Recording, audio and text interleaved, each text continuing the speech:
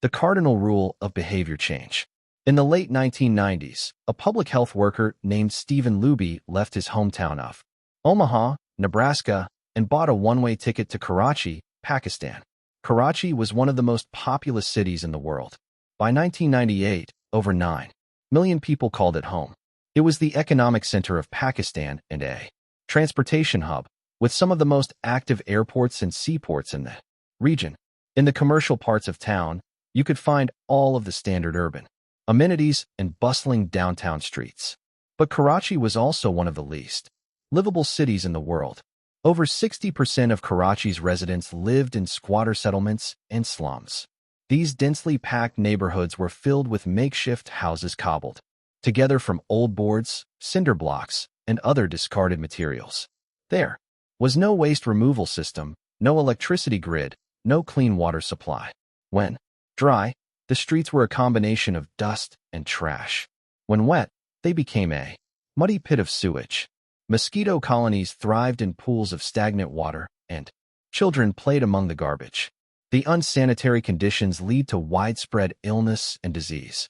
Contaminated water sources caused epidemics of diarrhea, vomiting, and abdominal pain.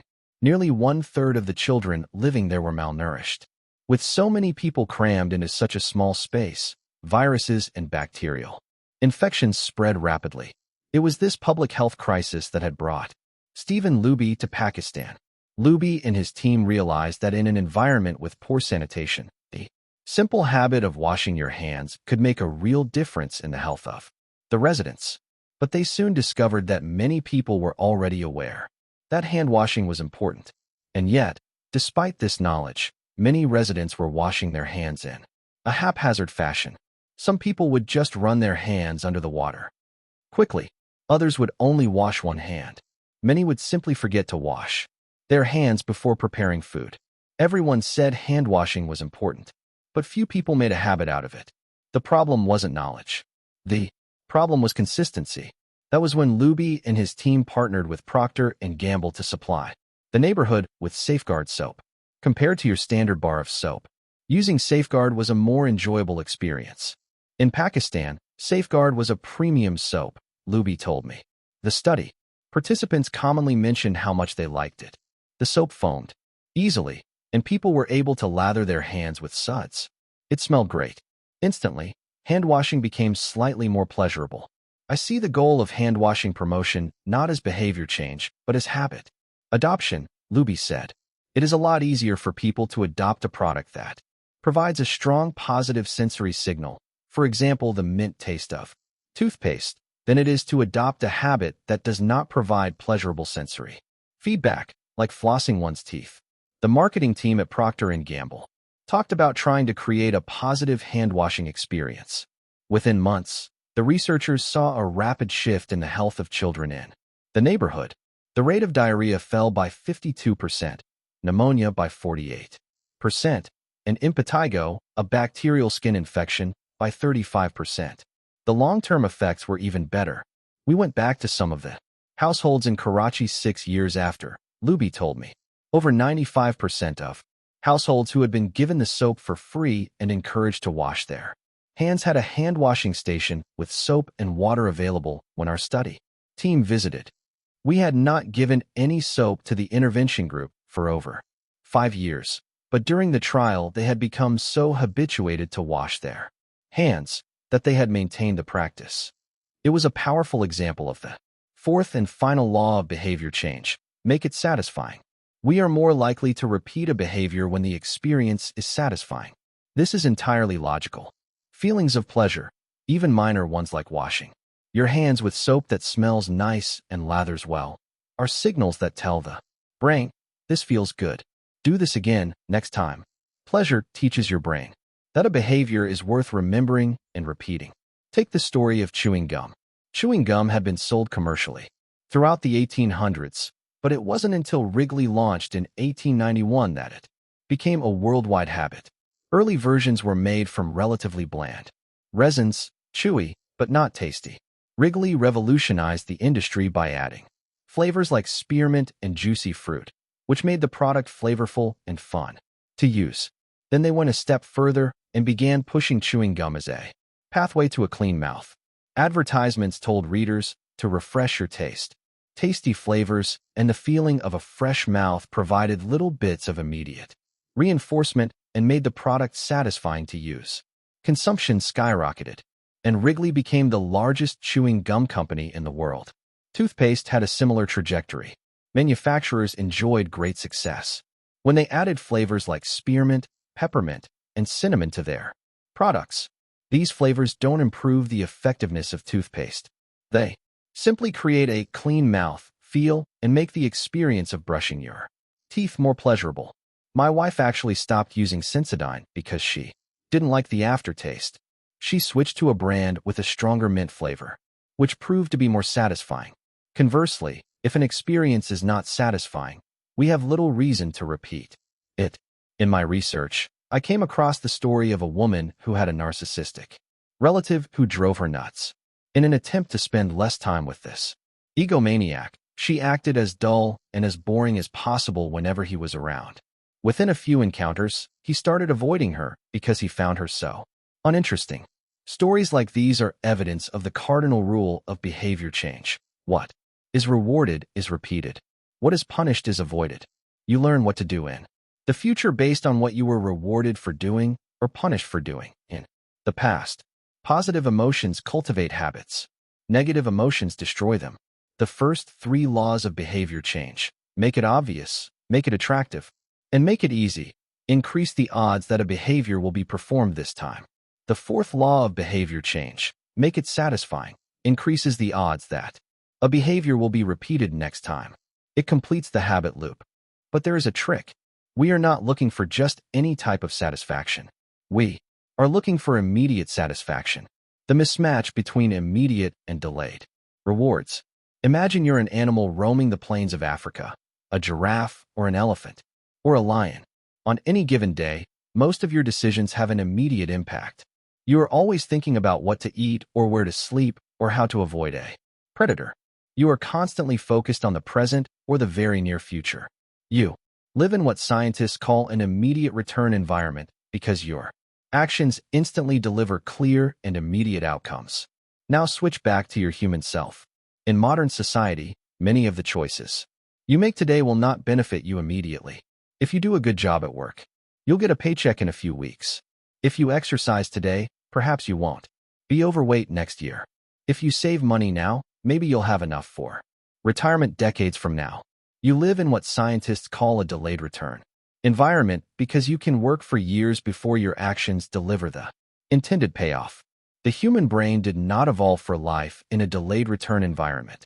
The earliest remains of modern humans, known as Homo sapiens sapiens, are approximately 200,000 years old. These were the first humans to have a brain relatively similar to ours. In particular, the neocortex, the newest part of the brain and the region responsible for higher functions like language, was roughly the same size 200,000 years ago as today. You are walking around with the same hardware as your Paleolithic ancestors. It is only recently, during the last 500 years or so, that society has shifted to a predominantly delayed return environment. Asterisk compared to the age of the brain, modern society is brand new. In the last 100 years, we have seen the rise of the car, the airplane, the television, the personal computer, the internet, the smartphone, and Beyoncé. The world has changed much in recent years, but human nature has changed little. Similar to other animals on the African savanna, our ancestors spent their days responding to grave threats, securing the next meal, and taking shelter from a storm. It made sense to place a high value on instant gratification. The distant future was less of a concern. And after thousands of generations in an immediate return environment, our brains evolved to prefer quick payoffs to long-term ones. Behavioral economists refer to this tendency as time inconsistency. That is, the way your brain evaluates rewards is inconsistent across time. Asterisk you value the present more than the future. Usually, this tendency serves us well. A reward that is certain right now is typically worth more than one that is merely possible in the future. But occasionally, our bias toward instant gratification causes problems. Why would someone smoke if they know it increases the risk of lung cancer?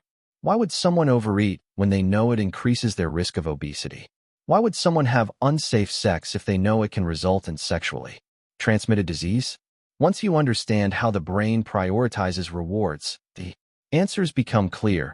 The consequences of bad habits are delayed while the rewards are immediate. Smoking might kill you in 10 years, but it reduces stress and eases your nicotine cravings now. Overeating is harmful in the long run, but appetizing in the moment. Sex, safe or not, provides pleasure right away. Disease and infection won't show up for days or weeks, even years. Every habit produces multiple outcomes across time. Unfortunately, these outcomes are often misaligned. With our bad habits, the immediate outcome usually feels good, but the ultimate outcome feels bad. With good habits, it is the reverse. The immediate outcome is unenjoyable, but the ultimate outcome feels good. The French economist Frédéric Bastiat explained the problem clearly when he wrote, "It almost always happens that when the immediate consequence is favorable, the later consequences are disastrous, and vice versa. Often the sweeter the first fruit of a habit, the more bitter are its later fruits." Put another way, the costs of your good habits are in the present. The costs of your bad habits are in the future. The brain's tendency to prioritize the present moment means you can't rely on good intentions. When you make a plan to lose weight, write a book, or learn a language, you are actually making plans for your future self. And when you envision what you want your life to be like, it is easy to see the value in taking actions with long-term benefits. We all want better lives for our future selves. However, when the moment of decision arrives, instant gratification usually wins. You are no longer making a choice for future you, who dreams of being fitter or wealthier or happier. You are choosing for present you, who wants to be full, pampered, and entertained. As a general rule, the more immediate pleasure you get from an action, the more strongly you should question whether it aligns with your long-term goals. Asterisk. With a fuller understanding of what causes our brain to repeat some behaviors and avoid others, let's update the cardinal rule of behavior change. What is immediately rewarded is repeated. What is immediately punished is avoided. Our preference for instant gratification reveals an important truth about success. Because of how we are wired, most people will spend all day chasing quick hits of satisfaction. The road less traveled is the road of delayed gratification. If you're willing to wait for the rewards, you'll face less competition and often get a bigger payoff. As the saying goes, the last mile is always the least crowded. This is precisely what research has shown. People who are better at delaying gratification have higher SAT scores, lower levels of substance abuse, lower likelihood of obesity, better responses to stress, and superior social skills. We've all seen this play out in our own lives. If you delay watching television and get your homework done, you'll generally learn more and get better grades. If you don't buy desserts and chips at the store, you'll often eat healthier food when you get home. At some point, success in nearly every field requires you to ignore an immediate reward in favor of a delayed reward. Here's the problem. Most people know that delaying gratification is the wise approach. They want the benefits of good habits, to be healthy, productive, at peace. But these outcomes are seldom top of mind at the decisive moment. Thankfully, it's possible to train yourself to delay gratification, but you need to work with the grain of human nature, not against it. The best way to do this is to add a little bit of immediate pleasure to the habits that pay off in the long run, and a little bit of immediate pain to ones that don't. How to turn instant gratification to your advantage. The vital thing in getting a habit to stick is to feel successful, even if it's in a small way. The feeling of success is a signal that your habit paid off and that the work was worth the effort. In a perfect world, the reward for a good habit is the habit itself. In the real world, good habits tend to feel worthwhile only after they have provided you with something. Early on, it's all sacrifice. You've gone to the gym a few times, but you're not stronger or fitter or faster, at least not in any noticeable sense. It's only months later, once you shed a few pounds or your arms gain some definition, that it becomes easier to exercise for its own sake. In the beginning, you need a reason to stay on track. This is why immediate rewards are essential. They keep you excited while the delayed rewards accumulate in the background. What we're really talking about here, when we're discussing immediate rewards, is the ending of a behavior. The ending of any experience is vital, because we tend to remember it more than other phases. You want the ending of your habit to be satisfying. The best approach is to use reinforcement, which refers to the process of using an immediate reward to increase the rate of a behavior.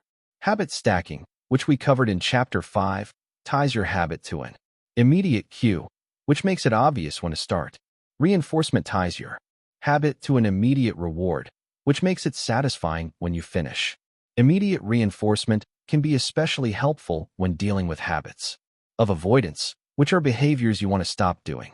It can be challenging to stick with habits like no frivolous purchases or no alcohol this month, because nothing happens when you skip happy hour drinks or don't buy that pair of shoes. It can be hard to feel satisfied when there is no action in the first place. All you're doing is resisting temptation, and there isn't much satisfying about that. One solution is to turn the situation on its head. You want to make avoidance visible. Open a savings account and label it for something you want, maybe leather jacket. Whenever you pass on a purchase, put the same amount of money in the account. Skip your morning latte, transfer $5. Pass on another month of Netflix, move $10 over. It's like creating a loyalty program for yourself. The immediate reward of seeing yourself save money toward the leather jacket feels a lot better than being deprived. You are making it satisfying to do nothing. One of my readers and his wife used a similar setup. They wanted to stop eating out so much and start cooking together more. They labeled their savings account trip to Europe. Whenever they skipped going out to eat, they transferred $50 into the account. At the end of the year, they put the money toward the vacation. It is worth noting that it is important to select short-term rewards that reinforce your identity rather than ones that conflict with it. Buying a new jacket is fine if you're trying to lose weight or read more books, but it doesn't work if you're trying to budget and save money. Instead, taking a bubble bath or going on a leisurely walk are good examples of rewarding yourself with free time, which aligns with your ultimate goal of more freedom and financial independence. Similarly, if your reward for exercising is eating a bowl of ice cream, then you're casting votes for conflicting identities, and it ends up being a wash. Instead, maybe your reward is a massage, which is both a luxury and a vote toward taking care of your body. Now the short-term reward is aligned with your long-term vision of being a healthy person. Eventually, as intrinsic rewards like a better mood, more energy, and reduced stress kick in, you'll become less concerned with chasing the secondary reward. The identity itself becomes the reinforcer. You do it because it's who you are, and it feels good to be you. The more a habit becomes part of your life, the less you need outside encouragement to follow through. Incentives can start a habit. Identity sustains a habit. That said, it takes time for the evidence to accumulate and a new identity to emerge. Immediate reinforcement helps maintain motivation in the short term, while you're waiting for the long-term rewards to arrive. In summary, a habit needs to be enjoyable for it to last. Simple bits of reinforcement, like soap that smells great or toothpaste that has a refreshing mint flavor or seeing $50 hit your savings account, can offer the immediate pleasure you need to enjoy a habit. And change is easy when it is enjoyable. Chapter summary. The fourth law of behavior change is make it satisfying. We are more likely to repeat a behavior when the experience is satisfying. The human brain evolved to prioritize immediate rewards over delayed rewards. The cardinal rule of behavior change: what is immediately rewarded is repeated. What is immediately punished is avoided. To get a habit to stick, you need to feel immediately successful, even if it's in a small way. The first three laws of behavior change: make it obvious, make it attractive, and make it easy, increase the odds that a behavior will be performed this time. The fourth law of behavior change: make it satisfying, increases the odds that a behavior will be repeated next time.